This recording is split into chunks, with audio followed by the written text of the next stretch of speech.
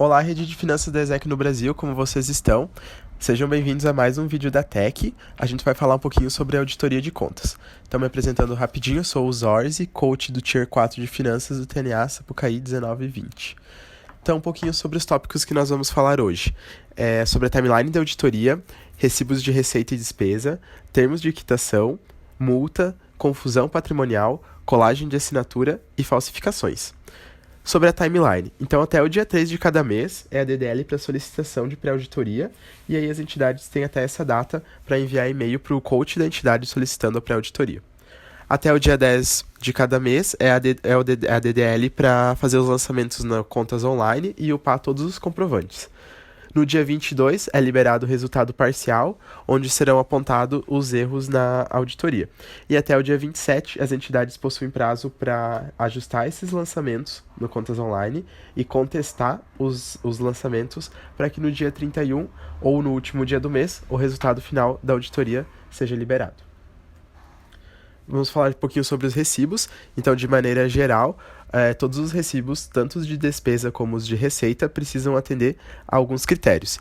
Então, eles devem conter a razão social da ESEC, CNPJ e endereço do CL, a descrição dos produtos ou dos serviços, valores totais e unitários, quantidades, a razão social ou nome completo do beneficiário, CPF, CNPJ ou passaporte do beneficiário.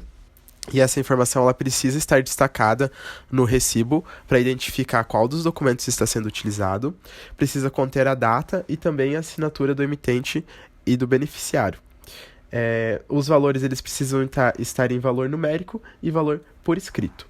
Além disso, é importante que o recibo ele venha sempre identificado no nome ou na razão social do real pagador ou do real beneficiário do valor.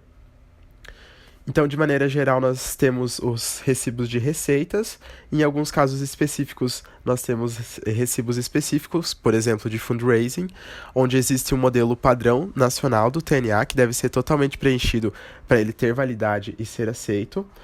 Nos recibos de conferências locais, então, dos pagamentos das FIIs, nós possuímos duas possibilidades de recibos. Então, recibo individual, um para cada lançamento, um para cada membro que pagou a FII, ou um recibão que contempla todos os pagamentos da FII num período de 10 dias. Esse recibão ele pode ser anexado em vários lançamentos, em caso de pagamento por transferência por conta corrente, ou no caso da conta caixa, em apenas um lançamento. E para recibos de shopping, o recibão também é válido, mas ele precisa possuir descrição, valores e quantidades totais e unitários para ter validade. Os recibos de doações e patrocínios também têm um modelo específico do TNA, e ele precisa da assinatura de ambas as partes, da ESEC e de quem está fazendo a doação. Taxas bancárias, estornos, investimentos, aplicações e transferências não necessitam de comprovantes. Pouquinho sobre despesas. Então, todos os contratos de serviços, as despesas de serviços, eles precisam obrigatoriamente constar um contrato. Esse contrato ele só pode ser assinado pelo ClickSign quando for locação de espaço para conferência. Demais serviços não podem ser assinados por ClickSign, precisa ser assinatura manual. Quando for utilizado o cartão de crédito pessoal, é necessário apresentar a declaração identificando o responsável pelo cartão, o gasto, data e descrição do gasto. Também é necessário um recibo de reembolso nesse caso. O Western Union é necessário apresentar comprovante do Western Union contendo dados do cliente destinatário, valor depositado, taxa cambial e valor de saque, e declaração de uso e comprovante de gasto. Sobre os reembolsos, então deve ser utilizado o recibo de reembolso padrão do TNA, conter o comprovante do gasto que está sendo reembolsado, declaração de cartão de crédito, se for aplicável, o termo de quitação, caso for uma quebra, data de lançamento no Contas Online é a data que é realizado o reembolso. Então, a data do recibo de reembolso é a data do lançamento no Contas Online. Deve conter a assinatura da ESEC e do favorecido, e despesas com transporte público que não tem emissão de comprovante deve conter o valor unitário das passagens e o número de viagens. Pagamentos ao MC podem ser apenas comprovados com comprovante de transferência bancário, desde que tenha todos os dados bancários, tanto do comitê local quanto da ESEC no Brasil.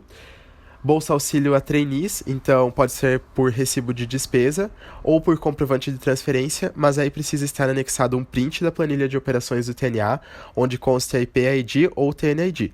Ou, no caso, pode ser também uma print do EXPA, onde demonstre o Approved ou o Realize, ou o EP ou o TN. Despesas com viagens, então, com aplicativos de viagens, precisa do e-mail ou print da confirmação da viagem, declaração de uso, recibo de reembolso, se for aplicável. Passagens, tanto de ônibus quanto de avião, quando não forem comprados pelo CL, precisa do recibo ou do bilhete de viagem ou confirmação de viagem, a declaração do passageiro, contendo a razão da compra dessa passagem e o recibo de reembolso. Caso a passagem for comprada pelo CL, é necessário apresentar o bilhete de viagem e a declaração do passageiro. E aí, se for feita a compra com alguma agência de turismo, é necessário a ANF ou recibo para caso de agências de viagem. Termo de quitação e outras avanças, então ele é utilizado para reembolsos com quebra de contrato. E caso esse reembolso ele seja realizado por transferência bancária e no termo de quitação conste todas as informações bancárias do EP, o recibo de reembolso pode ser substituído pelo recibo de transferência. E este termo de quitação ele pode ser assinado pelo ClickSign. As multas, então, cada lançamento incorreto é cobrado uma multa de R$ 5,00 no mês e mais R$ 5,00 no segundo mês ou no mês seguinte, caso a pendência não for corrigida. Em caso de recibos ausentes de despesas, no segundo mês o valor da multa é o valor do recibo, isso se ele não for ajustado. Contas reprovadas com saldos incorretos e extratos ausentes são multados em R$ 50,00. Sobre confusão patrimonial. Não é permitido a nenhum comitê da ESEC utilizar contas bancárias de pessoas físicas para transações do CL, tendo em vista que os próprios CLs já possuem conta corrente para esse tipo de transação financeira. As falsificações, então, qualquer alteração, inclusão de informação falsa em documento é crime, conforme estabelece o Código Penal brasileiro. E colagem de assinatura, então, que é a reprodução de assinatura como imagem para inserir em outro documento diferente do original, também é crime. E esses 3 casos, quando são detectados pelo TNA, eles são encaminhados para a CSN e MC para as devidas tratativas. Qualquer dúvida que vocês tiverem, pode estar me contatando ou qualquer um do time do TNA, que a gente vai tirar todas as dúvidas. Muito obrigado.